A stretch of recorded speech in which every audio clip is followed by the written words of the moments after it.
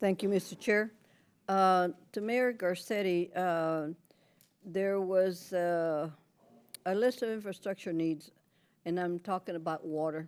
Americans rank infrastructure as the most important investment since water is part of a great need that we have.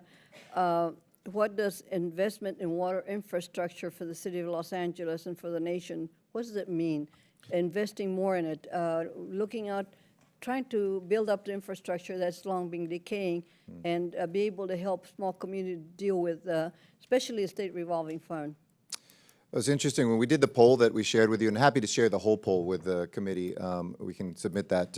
For the but record. when it was put forward and people said, "What in infrastructure do you want Congress to work on first?" The thing that by far was number one was clean water. Yes. People get this at a visceral level, even deeper than a pothole that they drive over. They really get it. In the city of Los Angeles, we passed a stormwater bond that was the largest in the country about a decade ago that I authored, and we just passed in the county the largest one as well. So again, we're coming having done work. States have done that too, but we have mandates that literally can take so much out of our general fund that they can bankrupt cities and states today without any help and any money from the federal government.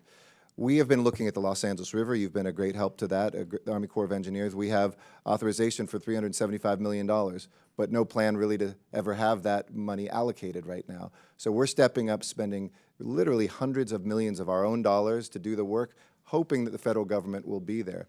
But that everybody knows that whiskey's for drinking, water's for fighting out in California.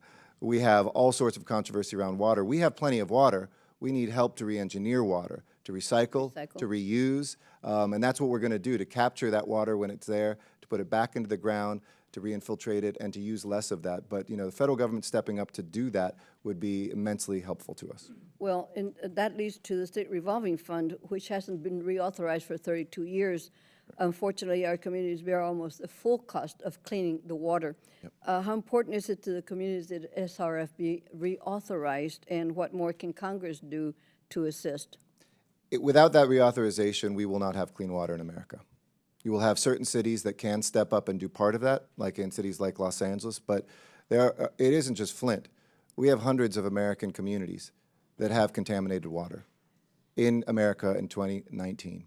Well, and now that one of partners here mentioned the 3 Ps, public-private partnership, yep. Why is water not being included? There's really no revenue stream back to the private sector oftentimes for P3s. This is a public health issue more than anything else. Unless we're going to privatize our water system and see water rates go way up, it's a very difficult thing for the private sector to put any private monies in. That's why I think the leverage here isn't between public and private partnerships. It's really between local, state, and federal government.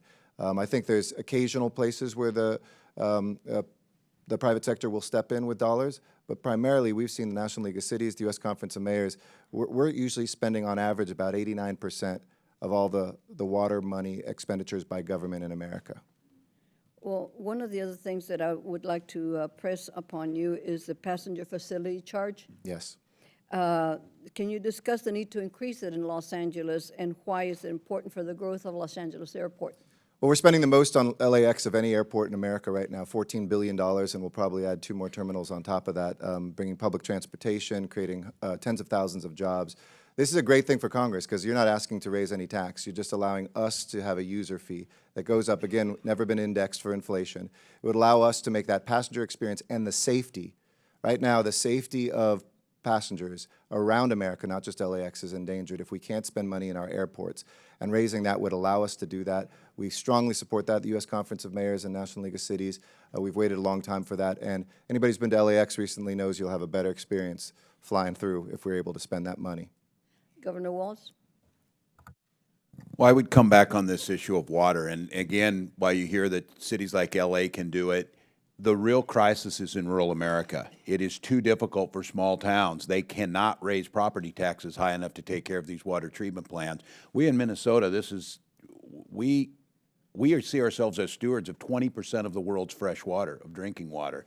And so communities care deeply about this. Businesses care deeply about getting it. But the infrastructure has fallen behind. We had a big boom in the 70s where we were able to build these up. They're simply aging out. Smaller communities have a low tax base. These are expensive propositions. What I would ask is give us the certainty, but give us the stability to implement these rules. set the standards where you need to set them, but let the states find the way to get to them. But again, I think the mayor's exactly right, and we've looked at this. It's very difficult, and nor do I believe, and this is philosophical, nor do I believe water should be privately traded where some people get it and some don't. But the fact of the matter is now, depending on where your zip code is, water is different, and quality of it's different. Thank you. I yield back.